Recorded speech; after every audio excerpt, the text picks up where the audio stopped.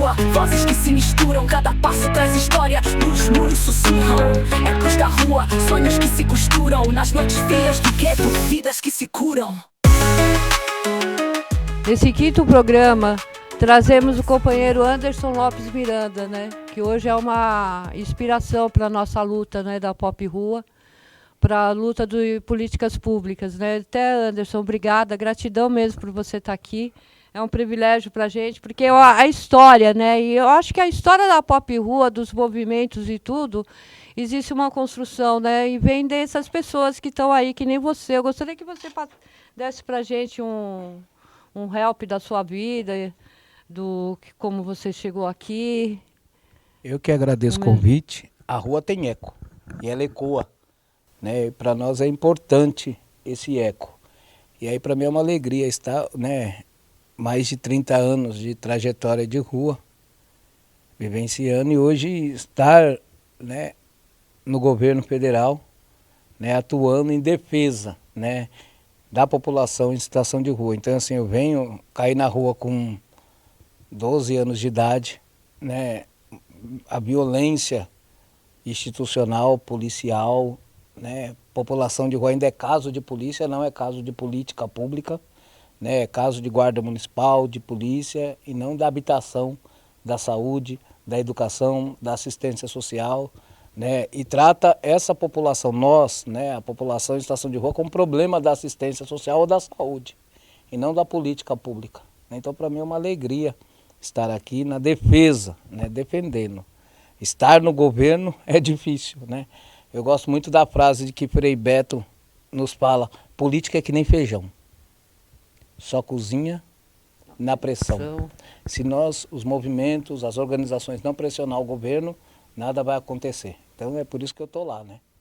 É, porque tudo é uma construção, né? E a gente é tão importante, né? Eu acho que a gente, como população de rua, né, vivendo nesse mundinho paralelo, porque a nossa realidade é bem diferente do que o Ricardo Nunes mostra aí, os governadores e tudo, que a gente vive uma opressão diária, 24 horas, né? A gente vive uma tortura emocional, visual, física, que a gente não tem direito nem de ocupar nenhum espaço, né?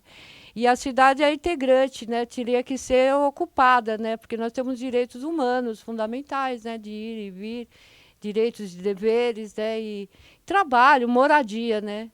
E nada melhor do que ainda você, depois desse trajeto todo que você vê, que é uma história, né? Porque você ficaria aqui, eu acho que no programa todo só contando, porque eu acho que você tem um podcast assim de tantas entrevistas, tantos lugares ocupados, né? Desde baixo, desde as calçadas mesmo das ruas, praças públicas. Hoje a gente vê a Sé sitiada, né, pela polícia. A gente só tem direito a se manifestar lá quando a gente tem tipo festas, né, comemorativas, porque ao contrário não. Então, muito obrigada mesmo. Eu gostaria muito que você falasse um pouco também, além da sua história, né? O que você acha importante hoje, agora, e aproveitar esse momento, né? Que tantos vão ver, né? Porque a gente é a voz da rua, né? Nada da rua sem a rua, né? Isso é uma coisa que eu aprendi com você e é uma coisa que eu venho, nesses programas todos passados, vendo fazer, o quanto eu tenho aprendido, né? Que é uma construção coletiva, né? Por mais que a gente tenha diferenças e tudo, eu acho que naquele momento que a gente senta na frente de um presidente, de quem seja, em qualquer espaço, né? A gente ser escutado, né? Ter visibilidade, né? Eu acho que a gente precisa dizer, não fale da rua sem a rua, mas acho que essa construção da rua, ela vem de lutas, né? Quando a gente lembra do primeiro projeto de lei, né, construído, São Paulo, ela é pioneira na história e trajetória, depois vem outros estados como Minas, né, Bahia, Rio de Janeiro, mas São Paulo ela é pioneira, né, na construção da política pública para a população em situação de rua. Né, a gente lembra quando o primeiro projeto de lei construído em São Paulo, né, trata da política, e a política ela trata intersetorial, habitação, saúde, educação, assistência social, né, mas a governança, ela não, quem entra não acredita muito nisso. Acha que a população em situação de rua ainda continua, manda para assistência social, né? É o problema e não é o problema da assistência social. Se você não tem comprovante de endereço, você não tem emprego. Né? Isso não é em São Paulo, isso é no país. Né? A gente fica vendo isso. Então, assim, para essa população, ela precisa de um comprovante de endereço. E não é hoje só os programas né, de passar casa, mas é programas sociais, né, habitação, de interesse social, né, que você garanta não a moradia como a casa dá lá a chave e abandona esse cidadão, não. Morar e pós-morar. Né, com acompanhamento das organizações, como é que está indo, psicólogo, assistência social, Formação, entendeu? Né? capacitação, Isso, como é que educação. para ela não vender o apartamento amanhã. Exatamente. Né? Para ela não vender a casa e voltar para essa situação. Então a gente precisa dessa política, né? E a política pública é que tira a população em situação de rua. Então se você tem uma política de fato com recurso, com orçamento, né, você traz dignidade, porque ninguém está dando nada. Eu falo é investimento. Né? Ninguém dá nada hoje para ninguém. Então você investe nessa população. E investir você tem um retorno amanhã. Então, porque eu vejo assim que o governo é muito quanto é por quilo ainda, porque existe essa máquina, né, de dinheiro, porque é muita coisa, é muito dinheiro, é muito investimento, e o que vem para a gente é nada. Entendeu? São os piores acolhimentos. A gente vê, hoje eu moro numa Vila Reencontro, que é um projeto que teria que ser a nova visão do acolhimento, a individualidade, a formação da pessoa, sabe, tratamentos com redução de danos. Isso é uma coisa sustentável, não só de política, não só de voto, não só de, sabe, de mostrar que faz alguma coisa, que a gente sabe, né, no contágio da Pop Rua que teve, no censo, que foi uma comédia, né? A gente saía para fazer a contagem de rua e não tinha Pop Rua, que o governo ia lá e tirava. Então a gente vê tudo isso que é tão importante, né? Com o projeto do governo agora são ruas visíveis, não o projeto do governo, ruas visíveis. Existem tantos eixos, né? Que é tão fundamental, né? Que nem a gente vê as cooperativas, a formação, o trabalho.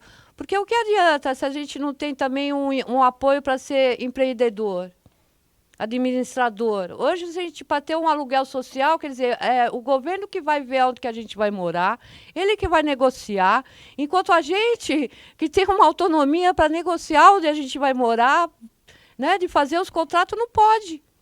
Que a gente vive nessa tutela do governo, porque a gente vale alguma coisa, né? O equipamento tão caro. Se me desse na minha mão o que eu gasto com a minha filha na assistência social, eu alugaria um imóvel e viria bem melhor. Bem, né? Não é? Dignamente. Dignamente. Há tanta casa sem gente, tanta gente sem casa. Né? Isso, isso já é dito, não é por mim, é pelas lideranças, por várias organizações, e nós precisamos olhar para isso, né, Roseli? A gente está aqui hoje no estado e numa cidade riquíssima. Né? E de falar de Brasil ainda 3 vezes mais ricos. E a gente precisa olhar para isso. Né? A gente precisa entender por que essas pessoas caem na rua, vai para a situação de rua, de que forma, como elas vão. Né? E aí a gente precisa entender e não criminalizar essa população. A gente é muito criminalizado. A culpa é dela, é problema dela, mas o Estado não assume esse compromisso. Então está na hora de a gente, principalmente agora, nesse processo eleitoral, nesse momento de eleições municipais, da venerância de prefeitos, a culpa é nossa também. A culpa é da rua, por não eleger pessoas, por não ir lá e votar, por não ter um compromisso, né, também. Então assim, eu sempre votei. Eu acredito em algumas coisas desacredito. Mas é importante agora, nesse momento, a gente também trazer e se comprometer a se organizar a nossa população. Né? Nós temos um governo em cima, mas a gente precisa olhar para o Estado e para o município e dialogar. E muitas vezes bater de frente, e não se cooptar, e não se vender. Né? Então, assim, por que nós estamos sem casa hoje? Por que nós estamos sem trabalho? Por que a população está na rua? Por que o aumento, né? A gente culpa um pouco a pandemia, mas sabe que é uma omissão do governo, né, de um governo que passou e que precisamos cobrar do governo que está. Nós elegemos esse governo a nível nacional, né? O presidente Lula foi eleito pela classe trabalhadora, pelo povo mais excluído, e ele tem que ter esse olhar. E esse olhar a gente precisa cobrar. Não é ir lá só pegar a mão do presidente e dizer eu gosto do senhor. É dizer para o presidente que a política não está acontecendo. que as coisas não estão funcionando, que a população continua na rua, que não tem o censo, o IBGE não está ainda, né, preparado, recenseando, porque assim, o IBGE precisa ter um recurso, um orçamento. Hoje a gente viu que o orçamento para o IBGE recensear uma população de rua é quase 300 milhões de reais, quer dizer, se gasta muito mais com outras coisas, contando gado, cachorro, mas não se conta a população de rua, não se recenseia, porque a política só vem através de recenseamento. Você sabe quantas mulheres, quantas crianças, quantos adolescentes, quanto idoso, quantas pessoas estão na rua através disso. E o recurso, né? Pela primeira vez, eu posso dizer que eu estou no governo federal, pela primeira vez o governo repassou um recurso, que é pífio. 1 bilhão de reais para olhar para essa população é muito pouco. É muito pouco. É muito pouco. Você vê, 500 milhões estão na assistência social. 300 milhões estão na saúde, para a população, que já é gasto, que já é repassado fundo a fundo a município. E o restante? Desses 500 milhões e 300 dá 800. E mais cento e poucos milhões estão aonde? Nós não sabemos. A cultura, o que ela investe em população de rua? O esporte, a educação. Porque você vê uma população que hoje não é analfabeta, que está na rua. Ela tem ensino médio, fundamental, né? Que não é. Antigamente você podia dizer que a população de rua era analfabeta. Hoje já não é mais. Né? Ela tem alguma. Ela vai. Porque as organizações faz o EJA, faz o MOVA, ela tem isso tudo. Nem no que saber ler e escrever. Você não pega um cara como antigamente que ele não sabia ler nem escrever. Hoje não. Hoje você tem essa população. Então, como é que você faz para investimento nela? Né? E fortalecer a rede. Então, porque eu vejo assim, eu sou pop rua, eu estou em situação de rua, porque a partir do momento que eu não consegui pagar um aluguel e alimentar minha filha, eu tinha que escolher: ou eu alimento minha filha, ou eu pago uma noite para me dormir com a minha filha em segurança. Então, eu acho que a pandemia veio e quando foi tudo quebrado, as pessoas foram postas à rua, e hoje ainda com esses projetos de centro da cidade, de fazer para turista ver, está sendo desapropriado, diversas pessoas estão sendo postas na rua e elas perdem tudo, o mínimo que elas têm. Entendeu? Então, eu vejo assim que é tão difícil, né, a gente conseguir sobreviver nesse governo, porque a lei, eu acho que essa prefeitura vai ser mudada, tem que mudar, porque não dá mais para a gente viver assim. O bolsonarismo está na rua também. Quando eu vejo um bolsonarista na rua, eu pergunto para eles: o buraco não está bom, né? Vocês querem mais fundo ainda. Porque o que a gente pode esperar, né, de bases de visão, né, de empatia, de projetos, né, para a rua, né? Eu não vejo nada, né? Mas fica à vontade, é que eu falo muito também, né, Ana? Você sabe, né? Esse é nosso papel, Roseli. Mas é muito triste isso. A gente precisa falar, e é nesse momento. E eu falo muito isso para as pessoas. Né? A gente está passando por um momento assim, ainda muito difícil. Né? Eu tenho viajado o Brasil, e eu não vi no Brasil coisas boas. Né? Você vê em lugares que nem... Eu vi em Recife. Né? Recife, eu posso dizer que tem uma experiência muito boa com a população em situação de rua. Lá tá, mas é porque é um prefeito, é uma gestão que escuta, é um movimento, é a igreja, é a pastoral, é as organizações que estão lá cobrando. Então você tem hoje um comitê municipal, tanto em Recife quanto no estado de Pernambuco, você tem um comitê estadual que cobra, né? Mas você viaja muito por esse lugar, você vê só abandono. Que nem hoje você vê as pessoas no norte morrer de sede. No calor de 40, 50 graus. E ninguém fazer nada. Né? O Estado ainda, né, omisso. E a gente está vindo agora, né, que é a questão climática. Né? O mundo está entrando na questão do clima. E quem está sofrendo? É quem está na rua. Né? Quem tem sua casa, liga o seu ar-condicionado, toma sua aguinha ou bota lá. E quem está na rua? Aquecedor. E aí quem está na rua sofre. Verdade. Porque não tem comida. Né? Hoje a briga é pela comida e pela água. Inclusive, nós estamos em plena alta temperatura, né? E antes de ontem estava em baixa temperatura. E logo, logo vai vir a baixa temperatura de novo. Porque não tem um... Aí eles abrem tendas, fecham tendas. Abrem tendas, fecham... Porque não deixa algo permanente, que nem aquelas vidas no centro, que tinha aquelas tendas grandonas, permanente, enquanto tiver pop rua nas calçadas, né? Os governantes não querem isso, né? Eu falo isso muito lá em Brasília, está na hora da gente cuidar para a nossa população não morrer. Nem de frio, nem de fome, porque muita gente fala, não, o frio não mata, o frio mata. Né? Por mais que seja de hipotermia, né? Porque o cara toma uma cachaça ou tá lá e não tá coberto, é uma hipotermia que é do frio, né? Então vem alguma doença ali, né? Então o frio mata, pra rua mata, né? Para os outros, não, eu não morro, o frio eu me cubro, vou lá, né? Mas para a rua, então nós precisamos criar operações, ações, mas não só no momento, Tânia. 365 dias. Né? Aqui tá calor, tá frio e a gente não olha, que nem agora no Rio Grande do Sul. Quantas pessoas morreram de frio? Quantas pessoas morreram queimadas, né, na pousada Garoa? Minas, tudo, né? E ninguém fez menção a isso. Né? 11 pessoas morreram queimadas na Garoa e o governo lá acabou de renovar de novo com a mesma entidade. E é né? Tudo criminal, não é entidade social, não. Né? É hotéis que querem enriquecer, ganhar dinheiro. Se você fala uma entidade social que tem um projeto de saída da rua, é uma coisa. Quando você fala hotéis, dono de hotéis, né? Riquíssimos, de pousadas riquíssimas e que ganha dinheiro em nome da rua lá. E a gente criminaliza muito, sabe, Roseli, as nossas organizações nacionais. Você tem muitas entidades que faz muito bem. E eu falo muito isso porque eu sou defensor. Né? Eu sou etapista. Eu falo hoje, eu tenho minha casa graças ao processo de saídas da rua. Muita gente fala, não, o etapismo não funciona. Para mim funcionou. Né? Quem me conhece sabe que eu saí da rua, fui para o equipamento social, para o serviço, dali eu fui para outro e até saí para a minha moradia definitiva e tendo apoio de muitas entidades. Tendo apoio. Então, assim, o etapismo, ele não pode funcionar em alguns momentos, mas tem momentos que funciona. Que nem você saiu, foi lá hoje para o serviço, e você está esperando a sua moradia, porque você está preparada para isso. E nós temos que olhar quem está preparado. Quem está na rua, a gente não pode já tirar e botar ele na moradia definitiva.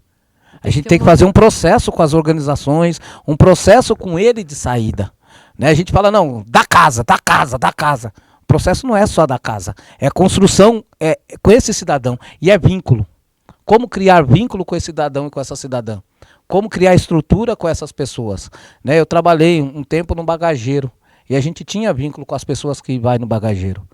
Porque o cara conta a sua história, o cara fala como é que tá, a pessoa vai lá, guarda a sua bagagem. Eu posso voltar daqui a pouco? Pode voltar. Não, não dá. Ó, vai fechar daqui a pouco. Então, não, dá mais um tempinho? Aí você fala, opa, peraí, tá precisando de mais um tempinho. Porque ele vai lá buscar, vai trabalhar. Não, eu vou trabalhar e volto. Posso pegar alguma coisa? Pode. Não, documento. Então a gente tinha esse vínculo. Então você vai construindo esse processo com as pessoas. E é isso que é importante. Né? Não é, não, rompi aqui, não. O rompimento não existe. Né? Então, a gente precisa entender isso. Né? Uma coisa que eu sempre escutei de várias pessoas de luta assim, é que tudo tem um jeito. Né? Eu acho que nem nas recaídas, nas reduções de danos, na moradia mesmo, que hoje você está querendo ficar dentro de uma casa, mas de repente dá 5 minutos, você quer ir sair para o trecho, para a BR, e você acaba ficando 1 dia, 2 dias na rua, 1 semana, mas você tem um ponto de referência.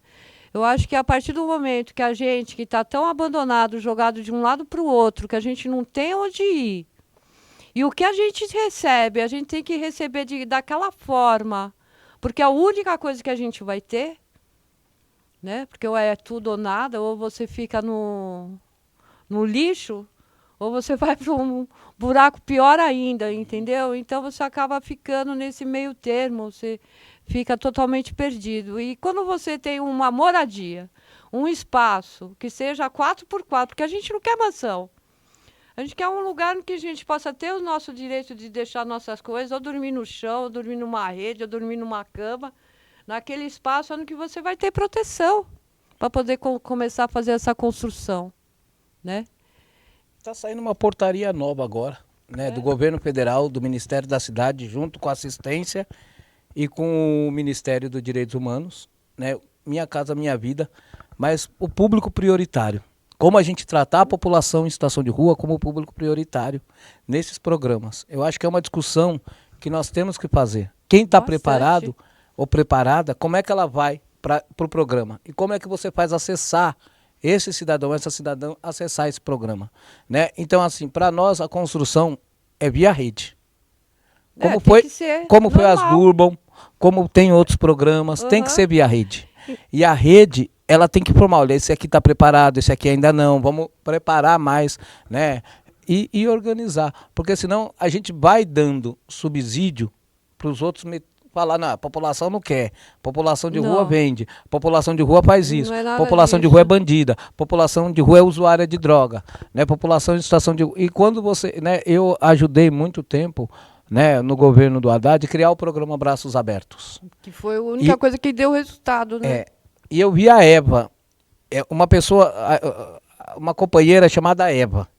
A Eva usava 400 pedras de crack por mês.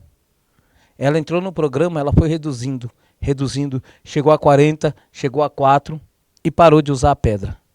Quando o programa do Braços Abertos acabou, ela voltou e morreu. E um dia eu encontrei com ela, estava eu e a Nina, Laurindo, né, e uma outra companheira lá na Luz. Ela falou, graças ao movimento eu consegui sair. Eu falei, não é o movimento. Ela veio me agradecer, me abraçar. Eu falei, graças a você. Porque você quis entrar no programa, você acreditou na gente, você acreditou nas organizações que estavam lá. E acreditou em si, né, que é possível. Então, e é isso que a gente diz, é um processo. E esse processo precisa ser respeitado, precisa ser entendido. E aí quando vem o outro, quando você fala, a prefeitura muda a governabilidade e aquele prefeito ou a prefeita não tem compromisso com essa população ou com essa organização. E aí trata a gente como mendigo, como mendicância, como problema, né, social. A Luz é o que é, não é a Cracolândia, é a Luz, é um bairro que nós chamamos, né? E que hoje ela está do que está por causa da privatização. O Estado está querendo privatizar. O Estado e o município quer privatizar, né? Entendeu? E é isso para nós que não é bom. Eles querem desmontar mesmo e construir o palacinho do governador agora aqui na Luz, né? Infelizmente, né? Infelizmente. E é tão importante, né, Anderson, a gente poder ter, eu acredito assim, porque a população de rua tem a gente, não é que tem salários, não, é aquele que não tem nada mesmo também, entrar nesses programas, ser sorteado, ter a garantia e ele mesmo fazer a gerência disso, né, da sua vida, do edifício, sabe, eu acho que quando a gente participa, compartilha esse saber, esse conhecimento, tudo, a gente começa a se fortalecer também, né, na luta, né? Demais. E eu acho que todo mundo tem compromisso, né? A partir do momento que você começa a se ressociabilizar, né? A sociedade é voltar ao convívio. A gente foi tirado desse convívio. E hoje, a partir do momento que a gente se ressociabiliza, você tem compromissos. Né? A partir do momento que você tem uma casa, que você tem um banheiro, que você se organiza. E todos, né, querem ter compromisso, então, meu. É tão importante, né? É o nosso papel hoje do governo. Né? Hoje eu estou presidindo o CIAMP Nacional, que é um comitê, presido até dezembro, né, como presidente do CIAMP, vindo com trajetória e história da rua. Estou no governo, não sou o governo. O governo é o presidente. Eu falo muito isso, o governo é o Lula, que é o político, que é o que dá as estruturas, mas eu estou lá, né, com cargo de confiança, mas com olhar, né, para a minha origem, para a rua. Eu não posso estar no governo e esquecer da minha base. Eu falo isso muito para as pessoas. Já tive muitas brigas, né, lá dentro do governo, porque não, agora você é governo, agora você tem que fazer o que a gente quer. Eu falo, eu não me vendo e não me compito. Né? Então a estrutura tem que ser assim, tem que olhar para a rua. Então, Anderson, é tão importante isso, né, o CIAMP Rua. Eu acho que é uma inspiração assim para a gente como lideranças e movimentos e tudo. E a gente acompanhou, né, todo esse processo. Eu gostaria que você explicasse como é que você chegou no CIAMP Rua e qual foi o processo, né? Se você me permite, eu quero fazer um resgate. A luta começa no movimento Meninos e Meninas de Rua. Então. No massacre da Candelária, no Rio de Janeiro, quando os meninos se organizaram em 1980, né, 81, 82, né, com, né, criando o Estatuto da Criança e do Adolescente. E a gente viu que na criação do Estatuto da Criança e do ECA, a população criança e adolescente em situação de rua já estava fora dele. Ela já era fora dele. E aí se criou o primeiro movimento nacional Meninos e Meninas de Rua, né, para ser lembrado. E pós isso veio o massacre da Candelária. Pós massacre da Candelária, né, que aí eles se organizaram, veio o massacre, veio a morte do Galdino, antes do massacre da Sé. Mataram o Galdino na praça, né? Lá no banco da praça, perto da rodoviária do Plano Piloto, porque acharam que era um mendigo e que mendigo podia botar fogo. Mas nós estávamos organizados já. Como eu estava colocando para você, São Paulo foi a primeira cidade do país e do mundo a criar a lei. Né? A Lei 12.316, Decreto 40232, né? De 2001. Né? 12.316, que é de 97, né? A primeira, mas que nós tivemos vários processos. As pessoas não sabem quais foram os processos. A Câmara aprovou. O prefeito, à época, Maluf, vetou o projeto de lei. Nós conseguimos, no dia de luta, antes desses, agora que o movimento faz, com as organizações bem fortes, levar 1.000 pessoas para a Câmara Municipal e conseguimos, pela primeira vez, em São Paulo, no Brasil, derrubar um veto de um prefeito. Foi se derrubado o veto do Maluf. O Maluf saiu, entrou o Pita engavetou, dizendo inconstitucionalidade. O Pita não quis decretar a nossa lei. A nossa lei estava lá. A Lei 2.316, né, de 97 estava lá. Só que nós precisava da sanção do decreto. E é só o prefeito que pode fazer a sanção do decreto. A Marta assumiu. No que ela assumiu, em 2001, ela já sancionou o decreto 40232 de 2001. Então São Paulo é pioneira nessa história. Nós fizemos uma atividade no pátio do colégio, né, também com as entidades, com os movimentos, com o movimento não, desculpa, com o fórum da população, das entidades, com a população de rua participando, e nós não era movimento, e criamos lá o decreto. Em 2001, nós fomos a Brasília, primeira marcha nacional de população de rua, com 6.000 pessoas em situação de rua e 1.500 catadores, que aí criou o primeiro movimento nacional dos catadores de materiais recicláveis, com a rua, porque os catadores vinham da rua. Catadores e catadoras era da rua. E aí em 2001 criou o primeiro movimento nacional. E aí se organizou. O Movimento Nacional dos Catadores se organizou, cooperativas organizou. E aí, em 2004, acontece aquele massacre fatídico na Praça da Sé. Mas a gente já tinha violência, né, de veneno, né, a população de rua sendo envenenada, vários, né, acontecimentos, pessoas sendo pichadas, como no Rio Grande do Sul, né, vários lugares do país, né, Goiás, um policial em Goiânia saía da cadeia e exterminar a população de rua, né, e aí a gente teve vários fatos, né, muitos fatos acontecendo. E aí veio o massacre de 2004, né, onde Pantera, Maria Baixinha, Antônio, vários companheiros e companheiras, né, foram exterminados. A gente estava lá, organizando. E dali surgiu, né, com os atos do dia de luta, né, organizado, claro, pelas organizações, pela pastoral, pelas universidades. Isso a gente tem que lembrar. Né, não foi a rua sozinha que organizou. Não, foi né, foi um momento muito forte, onde conseguimos reunir mais de 5.000 pessoas na Praça da Sé. O último foi mais de 5.000. E dali, na loucura, eu falo muito brincando isso, porque as pessoas não acreditam. Eu falei, peraí, se a gente conseguiu, em São Paulo, reunir 5.000 pessoas na Praça da Sé, a gente tinha, né, o Fórum Permanente de População em Situação de Rua, que não era né, um conselho permanente, né, um conselho que tinha muito problema também, porque as representações não era tirada dos serviços, e muitas vezes a representação não era aquilo que almejava, né? A gente tinha umas representações que queria bater em todo mundo, que queria jogar as pessoas do prédio, que queria brigar, né? Aí a gente conseguiu, pós também, o massacre, né, organizar o movimento. E a gente fala na loucura, muita gente, não, mas tem que organizar primeiro os... Não, a gente organizou um movimento nacional. Legal. Um movimento que ninguém acreditava, não, esse movimento não vai vingar. Primeiro movimento. Reunimos 1.000 pessoas com vários apoios. Isso tá lá no Trecheiro. O Trecheiro publicou.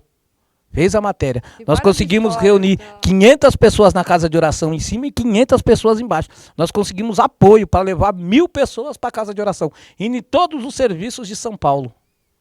E conseguimos levar 1.000 pessoas para a casa de oração do povo da rua. E lá nós fizemos uma assembleia e criamos.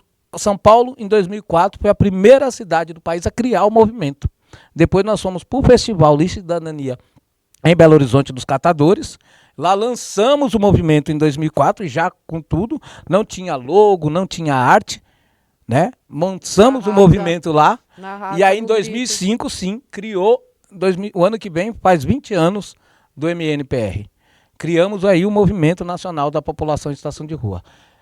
Mas é triste, a gente organizou o movimento. Em 2007, veio de novo uma barbárie na região da Zona Norte, né? A gente acompanhou, né? Onde houve um extermínio de pessoas da rua com tiro na cabeça, lá entre divisa de Guarulhos. Só que esse acontecimento não se tornou público, né? Ficou para nós aqui de São Paulo, né? Que fomos lá, vimos, né? Com apoio, posso falar aqui, dizer que a Rede Rua ajudou uma sobrevivente, uma companheira que ficou tetraplégica, né? Com cesta básica, a gente ainda ajudou um pouco ela, né? Com apoio, né? E aí, dali em diante, a gente começou a organizar o movimento. Né? O movimento, ele surge disso, ele surge da dor, né? E aí organizando com o presidente Lula, com o Natal com o presidente Lula, levando as ações para o presidente, discutindo política, né? E aí em 2008, pela primeira vez, se faz uma contagem nacional, pelo MDS, que é o Aprendendo a Contar, com a rua, com o movimento, com as organizações, aonde a gente já começa, Roseli, ver o que você falou. Teve lugar que a gente chegava e não tinha ninguém, né, da rua para contar. Como eu posso falar, São Vicente. Quando a gente chegou em São Vicente, eu era o coordenador de censo, para contar, não tinha mais ninguém da rua, porque a guarda já tinha passado e tirado. Guarulhos foi diferente, né? A gente teve lá em Guarulhos, era a gestão da esquerda.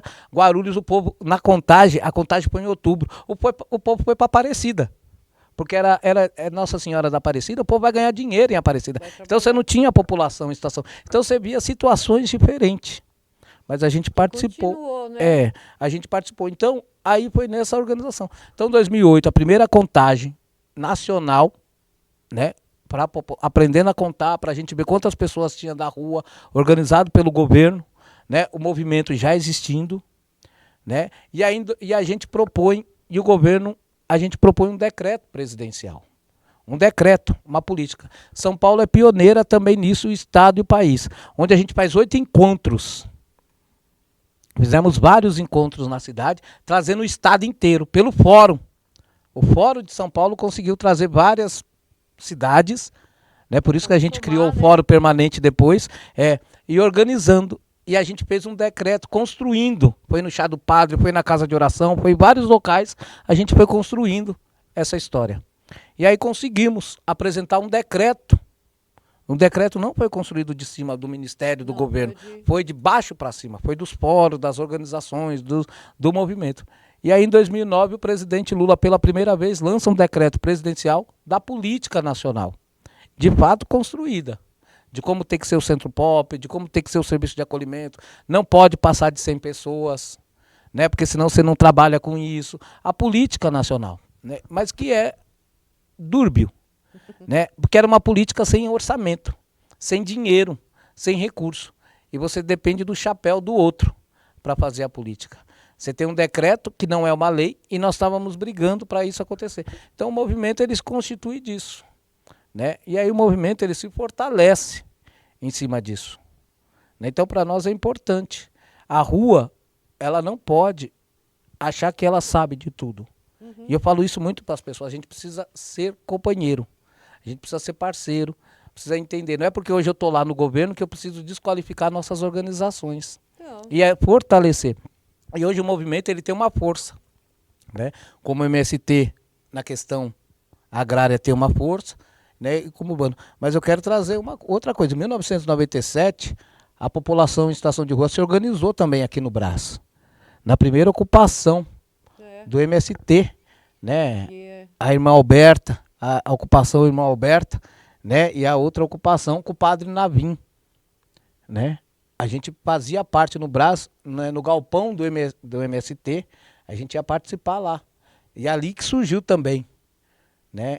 O MTST, o Movimento dos Trabalhadores Sem Terra, Sem Teto, porque ele veio da rua. Ele não tinha lona, ele não tinha panela, ele não tinha as coisas. E ele começa a se organizar também ali. Muitas pessoas não sabem dessa história. né? Mas foi através do MST, da igreja, que nós conseguimos se organizar também, né? Da terra para a cidade, da cidade para o campo, né? São histórias muito legais que a gente precisa retomar essa história de contar. E é o que a gente precisa e vive hoje, né? A gente precisa de uma boa alimentação, segurança alimentar, de terra, de produção, né? Isso. E aí a gente organizadamente construiu isso. Em 2009, quando o presidente assina o decreto, ele assina já também um comitê, o Ciampi Rua Nacional. Só que um comitê que está na mão do Ministério dos Direitos Humanos. Porque a gente estava cansado de ser, não, manda para assistência social, é problema da... E a gente sabia que os direitos humanos, para nós, ele tem que ser o interlocutor de toda a política. A saúde, assistência, trabalho, educação, né? Porque a violação está ali. A violação está na assistência, a violação está no SUS, a violação... E aí você precisa do intermediador, né? Para interlocutar nisso. E a gente achava que os direitos humanos ia ser, né, a voz da rua. E muitas vezes não foi. Né? Foi até mais violador na época um pouco, né? Que a gente não construiu, não conseguiu, né? Foi indicação, o comitê também nacional foi por indicação, né? As representações primárias foi indicação, tanto de organizações, de fóruns, né? E do movimento, tinha cadeira para o movimento, tinha 3 assentos, né? O movimento tinha 3 assentos à época, quando começou, né? E cada das entidades vinha 3 com titular e suplente. Então a rua, 3 ou 4, não, era eu, Leonildo, Maria Lúcia e Antônia, era 4 assentos. Era 4 assentos e 3 assentos de organizações, mais a universidade, né? A gente tinha pastoral, né? O Fórum Nacional e tinha mais uma organização lá. E a gente conseguiu construir isso. Então o comitê ele se manteve até 2016 nessa estrutura, né? Mas quem coordenava era o governo. Quem coordenava, dava as ações era o governo. Né? E a gente nunca tinha uma estrutura, a sociedade civil sempre cobrando que ela também participasse. E não tinha uma mesa diretiva, não tinha participação. Então para nós ficava um pouco, porque o governo já vinha com tudo pronto. As pautas eram do governo, a gente tinha que discutir, tinha que aceitar, quando a gente debatia, não, tá errado, e aí não. Então assim, houve uma mudança, né?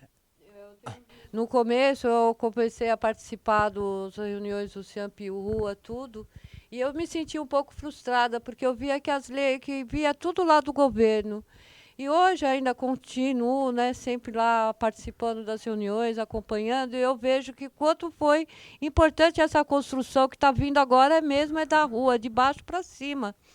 Porque tanto o regimento interno do Ciampi Rua foi construído por vocês. Então, eu acho isso muito bom, né? Porque a gente começa a ocupar mesmo o espaço, se apoderar desse espaço, né? Que eu acho que é o Ciampi Rua, né? É luta, né? É muito. Luta. Não, as pessoas todas. Não, eu falo que é luta, sabe por quê, Roseli? Porque hoje o Ciampi tem um coordenador que veio com essa história e trajetória e que tem que respeitar as organizações. Então, muitas vezes, quando os movimentos vão lá falar mal das entidades, falar que não é o lugar. Esse lugar é lugar de construção, é lugar que a sociedade civil... Então hoje eu abro para a sociedade civil, ter o momento dela de reunião, organizar a pauta e trazer. Então assim, a gente está hoje lutando para que o Ciampi Nacional seja um Conselho Nacional de População. Enquanto você não extinguir mesmo, essa população com política pública, e eu falo extinguir mesmo, com moradia, com trabalho, com saúde, com educação. Você garantir, né? A extinção é garantia. Você garantir isso, você não vai resolver o problema. Né? A gente acha que passar recurso é importante, mas também é importante que essa população esteja organizada, que os movimentos estejam organizados, que as entidades estejam organizadas para cobrar do governo. Então assim, nesse novo governo, né, que vem do presidente, se cria, né, uma cobrança. Em 2022, lá no MST, no Galpão, quando o Lula ganhou, a gente entregou uma carta ao presidente, pedindo ao presidente que criasse uma Secretaria Nacional de População em Situação de Rua, que criasse estruturas. Mas criar a Secretaria Nacional não dava naquele momento, porque tinha uma pauta específica por causa do que o governo passado rompeu, deixou. Então você precisava retomar a questão da mulher, retomar a questão né, da questão da criança, do adolescente, do idoso, né? Então você precisava, dentro do direito humano, você precisava trazer uma pauta unificada, né? A questão mesmo, você vê hoje o que está, o desmonte que o governo passado deixou do Jair Bolsonaro. Nossa. E eu falo isso com toda Processo, tranquilidade. né? Hoje eu estou no governo, mas o governo passado rompeu com tudo. Acabou com tudo. Quase acabou com o SUS, quase acabou com o SUAS, né? Os programas sociais. E não é programinha, são programas grandes, serviços grandes. Quase acabou, né? Destruiu. Criou guetos, né, para você ter nas comunidades, né? ódio E a que gente ele viu instalou muito no isso. nosso país, É. meu. Então, para nós agora, você precisava primeiro reconstruir, né? Então, o CIAMP, ele vem com uma nova roupagem. Aumentou os membros, são 11 da sociedade civil e 11 do governo, paritário, que é onde o governo tem 1 ano de gestão e a sociedade civil 1 ano. Mas a gente precisou romper. Quando o ministro cria essa diretoria, né, ele cria ainda com muita dificuldade, sem recurso, sem orçamento, sem dinheiro.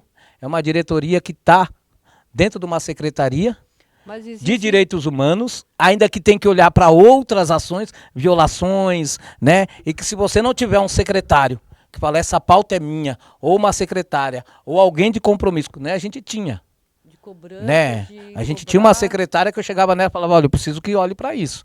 E a Isadora olhava. Muitas vezes eu preciso viajar. Ela, opa, peraí. Não, precisa fazer isso. Então você precisa de um secretário ou uma secretária Uma equipe, que tenha né? comprometimento ou que a pauta esteja nela. Então assim, 2022 nós conseguimos, depois de anos, colocar no governo essa pauta, né? Que a diretoria fosse para a população em situação de rua, com a população em situação de rua, que os técnicos tivessem esse olhar, mas muitas vezes teve um rompimento, e eu falo aqui muito tranquilo para você, isso pode estar mesmo, e é para a gente aprender, né? Que você precisa ter diretor comprometido com a pauta, diretora comprometida com a pauta, coordenador geral comprometido com a pauta, secretários e ministros ou ministras. De várias pautas, né? Porque meu? essa população, ela não é só público do direitos humanos, ela é de todas as Geral. áreas. E aí, quando foi criada essa diretoria, em 2023, né, é para esse olhar, é para esse entendimento. E primeiro que o CIAMP, ele é um comitê. Por mais que ele não seja, né, um comitê deliberativo, mas ele é um comitê de assessoramento ao governo federal. Para dizer para o governo federal, você está errado, você precisa olhar para isso. Você precisa cobrar do IBGE o censo nacional. Você precisa cobrar do Ministério da Cidade, que o Ministério da Cidade possa, não só o Minha Casa Minha Vida, programas de moradias, projetos de moradias para essa população. Você precisa cobrar do Ministério do Trabalho que essa população tenha uma cota, e que não é eu que vou criar, é o governo que tem que criar essa cota. É o governo que tem que ter essa acessibilidade. É o governo que precisa criar programas. E aí o CIAMP veio para isso. E o CIAMP foi eleito com toda a dificuldade, né? Não tendo estruturas, e nós conseguimos arrumar o CIAMP hoje. Hoje o CIAMP é um órgão, né? Eu vou falar aqui tranquilo para você, é o órgão mais respeitado do governo federal. A sua transmissão é online, as reuniões, todo mundo da sociedade civil do Brasil inteiro pode acompanhar pelo YouTube. Isso é pode também mandar mensagem, pode mandar as questões. Muita gente fala para mim, Anderson, não tem que ser transmitido. Eu falo, tem que ser transmitido. Tem que ser publicizado, né? Tem que ter transparência, porque quem está lá no Iapoque ou no Chuí, quem está na situação de rua, quiser pegar o celularzinho e acompanhar e questionar e dizer porque ele não está sendo atendido, levar as violações. Então hoje a gente precisa retomar o Disque 100 da população em situação de rua, retomar as capacitações para a população de rua, fortalecer, e é o CIAMP que aprova. Nós estamos agora numa mudança do decreto novo, vinda de um decreto que olhe mais para a rua, né? Já foi discutido isso no CIAMP.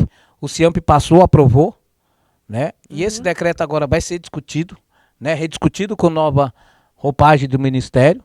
E para nós é importante, não podemos tratar a rua como problema, e sim como solução. Não podemos achar que quem é que está na rua é o problema, né? E aí o CIAMP, ele vem nesse sentido. Então hoje o CIAMP está visitando as 5 regiões do Brasil. Está viajando bastante. Isso. Vendo, não só para passeio, mas para entender as problemáticas. Né? Que nem agora a gente vai estar na reunião norte. Vamos lá ver como é que é a situação do norte. Depois nós vamos para o sudeste, pleno G20 aqui, né, para agora, discutir, Rio de para Janeiro, né? fortalecer, convidando os comitês municipais e estaduais a estar junto, né? Esse primeiro momento, por quê? Primeiro momento de escuta. Então, os municípios têm que arcar com os custos. Para o ano que vem, a proposta nossa do CIAMP e é apresentar, sim, ao presidente da República a primeira Conferência Nacional de População em Situação de Rua. Conferir, organizar se a política de fato está acontecendo, o que não está acontecendo e apontar, tanto a sociedade civil quanto os ministérios, apontar onde está a falha, o que está acontecendo, porque não tem diálogo e é papel do comitê. O comitê agora criou, né, um grupo de trabalho, de conferência, que tanto a gente vai convidar alguns membros da sociedade civil a compor, que não está no CIAMP, também poder participar, para pautar as pautas, para organizar uma grande encontro. E uma dessas pautas também é ouvir não só o Brasil, o mundo, né? América Latina primeiro. É você ouvir em torno do que está acontecendo em torno do seu país. O que essa população, que muitas migram para o Brasil, ou sai do Brasil e migram para fora em situação, precisa ser feito. Então, para nós é um papel do comitê. Então, o comitê vem nessa estrutura. Uhum. É difícil coordenar um comitê. Hoje, uma pessoa com trajetória de rua, que coordena, eu tenho duas funções. Eu presido o comitê quanto governo, não sei quem vai agora, com a nova roupagem do Ministério, mas eu presido o comitê. Eu sou o presidente do comitê até dezembro, porque a sociedade civil, para mim, postergar até dezembro. Depois você vai ser vice, né? Isso, depois aí eu assumo o vice, mas eu sou o coordenador, ainda eu sou o coordenador do CIAMP, que vai dar estrutura para quem for presidir. Exatamente. Quem da sociedade civil vier presidir, ela vai ter um secretário, ela vai me ter lá, vai ter as pautas, vai poder organizar, vai ter estrutura como eu estou tendo para ela presidir um CIAMP, um comitê, para poder também ver quais as dificuldades. Então, pela primeira vez, a sociedade civil assume a presidência do CIAMP Nacional. Isso é um compromisso nosso, está saindo o regimento agora, né? Já tem lá a portaria do CIAMP, do comitê, que trata essas ações. É, né? Importantíssimo. E eu posso, enquanto presidente e um colegiado, tem duas funções, eu enquanto coordenador, eu posso oficializar todos os ministérios cobrando, só não posso cobrar do presidente da República. É o ministro ou a ministra que cobra do presidente. Isso eu não posso. Você vai cobrar os ministros para cobrar o presidente. Aí nessa função a gente pode oficializar, pode cobrar, pode, né, recomendar, que nem agora você vai gostar de uma recomendação que o CIAMP fez da questão do dignidade menstrual. O dignidade menstrual não atende dois públicos. População em situação de rua, mulher, ou pessoas que menstruam, como a gente tem que dizer lá, pessoas que menstruam, que você trata todos os grupos, e pessoas que menstruam do sistema prisional. Por quê? A farmácia popular não leva absorvente. Ela não pode ir lá com o RG dela. Não tem farmácia popular no sistema prisional, tem? Não tem nada. Não, e o Estado não garante isso. E o Estado não quer. Né? E para nós discutimos isso com a ministra da Saúde. O movimento e o CIAMP levou essa pauta e o Ministério vai mudar esse jeito. Porque assim, a gente falou com a ministra Anísia. Ministra, as pessoas, mulheres, pessoas que menstruam e mulheres em situação de rua, quando vai na farmácia popular, eles cobram o documento, eles cobram o GOV, eles cobram um monte de coisa. E para nós é importante isso. Porque assim, não é também só dar o absorvente. Você precisa do kit higiene. Você precisa de uma roupa, porque na rua, muitas vezes, quando você menstrua, você não tem lugar para tomar banho. Controle, remédios conceptivos, isso. Porque tem tantas mulheres que hoje na rua acabam se prostituindo para poder ter alguma coisa para comer, para levar para casa, e acaba engravidando. Isso. Então, eu acho que tem que ter tudo isso. Hoje é isso que você falou, é muito fácil encontrar camisinha masculina em qualquer ponto, e não feminina, e não os kits para ela. Né? Então, é uma discussão que o CIAMP fez recomendação. E o CIAMP vai fazer outras recomendações, que nem da segurança alimentar, né? Que nem de vários programas que o comitê acha que precisa ser discutido, e ele vai ser discutido. Que nem agora, portarias e decretos. Se não for debatido integralmente no CIAMP, a gente rejeita. A gente não aceita. Não é o Anderson. O Anderson vem dessa história. Né? Mas é um coletivo. Né? É um coletivo que hoje eu tenho que respeitar. Né? E quem já passou pelo CIAMP Nacional sabe disso. E quando ainda cobrança, né? Há um erro, há uma falha. Né? E aí uma cobrança mesmo. É importante isso. Então o CIAMP voltou. Mas voltou para olhar para a rua. Voltou para a discussão. E voltou para escutar a sociedade, os governos municipais e estaduais E das dialogar. mulheres também, porque vai ter o encontro das mulheres Nossa também. proposta é fazer né? vários encontros. Encontro de mulheres, porque aumentou muito a mulher em situação. E a gente, não é só nós, é a ONU que está falando. Tudo, né, meu? Né? É os órgãos de justiça, de direitos que estão falando, é as organizações que estão falando. Né? A gente via antigamente quanto era um atendimento de uma mulher, era poucas. Hoje já não. Hoje você vê muitas. Né? E tentando procurar os serviços. Enganjar, né? Crianças e adolescentes. Né? A gente quer fazer um encontro também para crianças e adolescentes em situação de rua, porque ainda não há uma visibilidade nessa pauta. E a gente vê a diminuição e vê o aumento desse grupo, e para nós é importante. Então, assim, o CIAMP, só para me encerrar, para dizer para vocês, o CIAMP criou 5 comissões permanentes.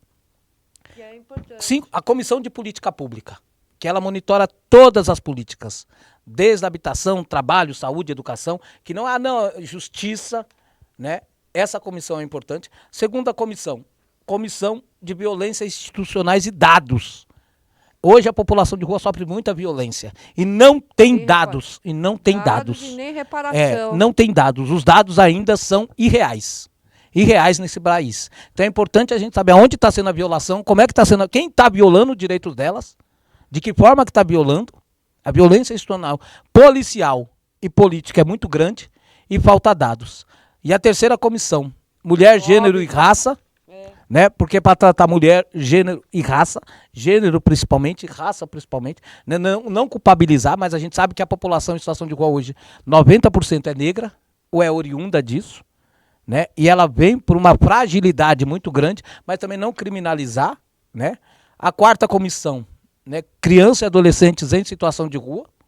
E a quinta comissão é uma comissão de diálogo com o parlamento, tanto com câmaras municipais, com Assembleia Legislativa e com o Congresso, com a frente parlamentar de todos os lugares que tiver.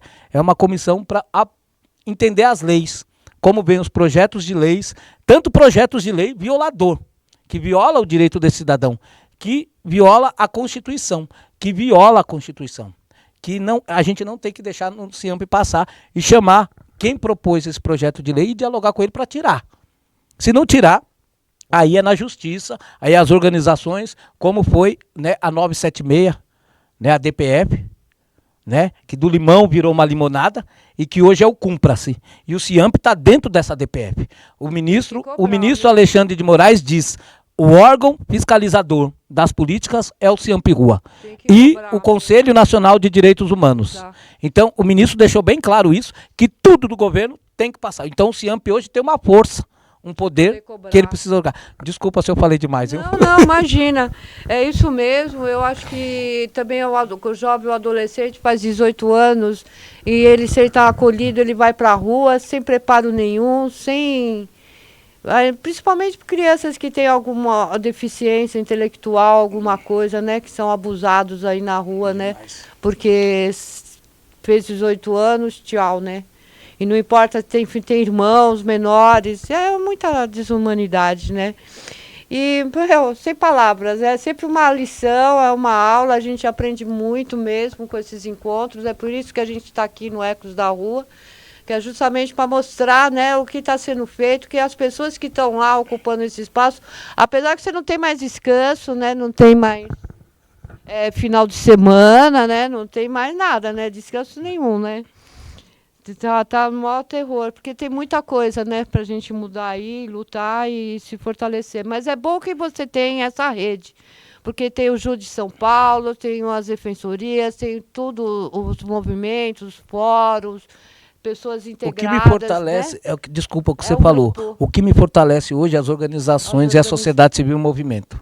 Estou no governo hoje, porque hoje estão unidos. Luta, e né? Quem me mantém lá são eles, não é o governo. É a sociedade civil organizada. Organizado na luta, né? Não importa que demanda você esteja. O importante é a gente estar junto na luta mesmo, né? Eu sou muito grato a eles. Fortalecer e estar ali, não, é isso mesmo. O fóruns, as entidades e os movimentos lá no governo não me deixa sozinho. E cutucar e mexer, né? Eu acho que é tão importante, né?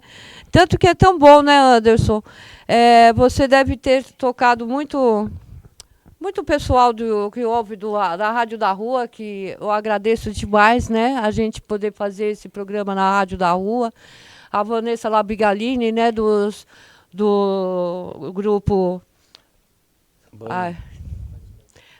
Relacionais, que é o banho da Geral, da Bela, de tudo, né? Porque eu amo a Vanessa, você conhece ela, todo o grupo, tanta luta, né, que a gente faz aí, que hoje a gente não tem nem água, nem banheiro nas ruas, né? E tem o pessoal aí, que são ONGs e tudo, que sai para fazer o serviço que o governo deveria estar fazendo, né? Demais. E gratidão aqui à nossa equipe maravilhosa, que é da Rede Rua, que também é uma história. Eu quero também logo trazer aqui nessa cadeira o nosso Alderon para contar também, porque ele fez parte dessa luta toda, né, dessa construção. Eu lembro quando vocês eram jovens, que vocês começaram a fazer o sopão e tudo. Então, eu quero, sabe, eu acho que a gente tem que resgatar essas histórias mesmo, porque é uma inspiração para as pessoas saber como é que faz essa luta, né? Que vale a pena mesmo fazer essa luta, né?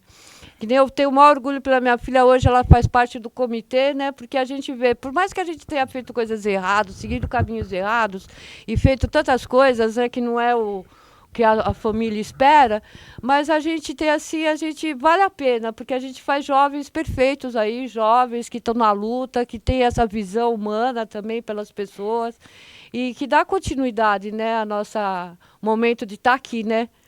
Lutando. Você daqui a pouco vai viajar também, vai continuar esse reggae todo maluco, né? A viagem é o de menos, né, Roseli? Eu acho que a gente precisa continuar essa luta. Enquanto a gente está vivo, a esperança, né? E a nossa esperança, eu gosto muito, eu sou católico, apostólico, romano, batizado e crismado, mas também eu sou ecumênico, né? Eu gosto muito do ecumenismo, mas eu sou batizado e eu sempre vivi, né, na igreja.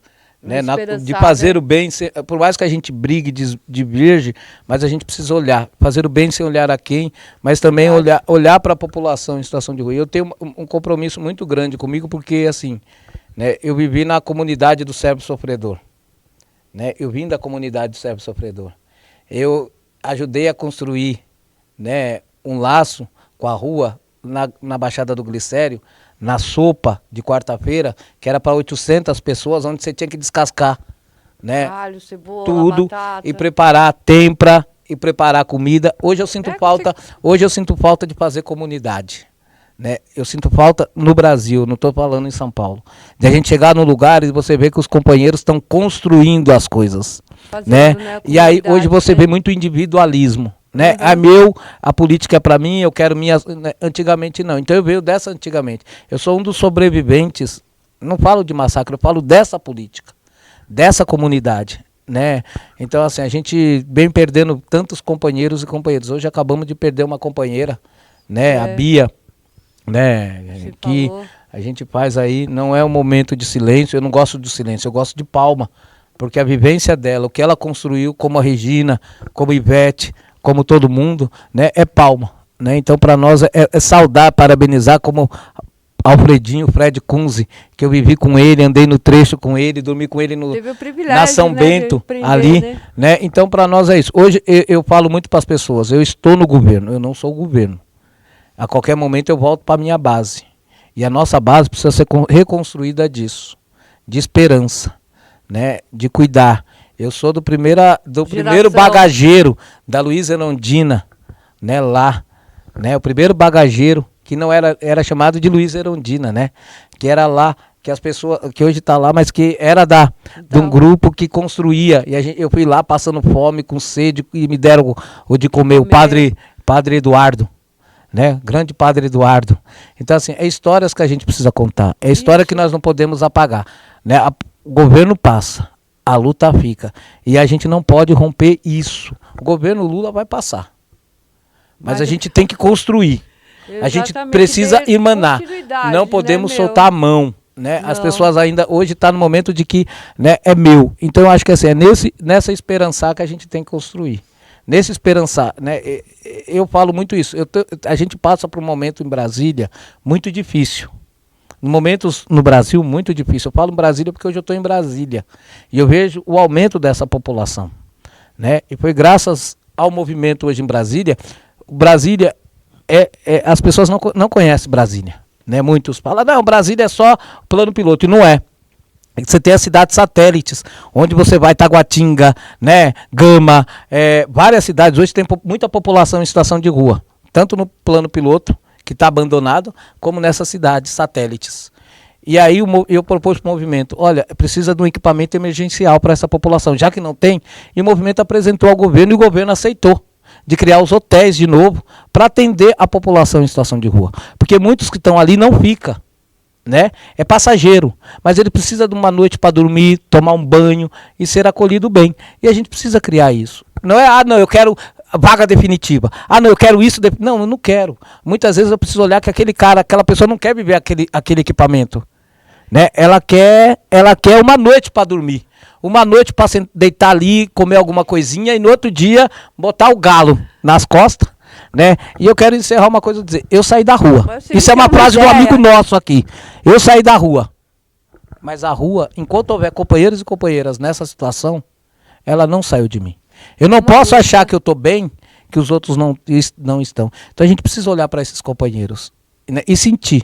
É isso que eu quero falar do Bora Mas eu só queria encerrar esse dia, né? Esse encontro tão produtivo. E gostaria até de deixar uma coisa assim para se pensar, sabe? A gente até discutiu tanto sobre os acampamentos, né, os camping para a população em situação de rua que está aí. Porque todo mundo fala, não vamos falar isso porque a gente tem que pensar em moradia primeiro. Mas eu acredito que a gente tinha que ter espaços dignos para as pessoas. Eu acredito isso, né, nesse projeto que a gente trabalhou tanto tempo ali, né? Quem anda com a sua barraquinha com o seu galo nas costas sabe o que é importante. Para as pessoas que estão no BR, porque eu falo, a maior família do Brasil é os malucos de BR, que tem muitos lá em Brasília. Né? Os malucos de BR. Os trecheiros. Os andarilhos. Os pardais. Os artistas. Entendeu? O pardal é aquele que fica em São Paulo, que fica numa cidade. Precisa, né? Mas então, eu acho que a gente teria que ter um outro dia de conversa e diálogo sobre isso, que eu acho que é muito importante também. Porque o Alexandre de Moraes fala, né? Já que você tem que prevenir para a pessoa não ir para a rua, proteger ela que está na rua e dar barraca para aquele que não tem acolhimento. Na DPF 976. Mas ninguém fala isso, meu. Obrigada. Não, à disposição. Fique atentos porque a gente vai ter um novo programa em breve. E é Ecos da Rua, com vocês em frente comigo, né, Roseli Kramer? E eu falo muito. Obrigada, Anderson. Obrigada a toda a equipe. Gratidão mesmo.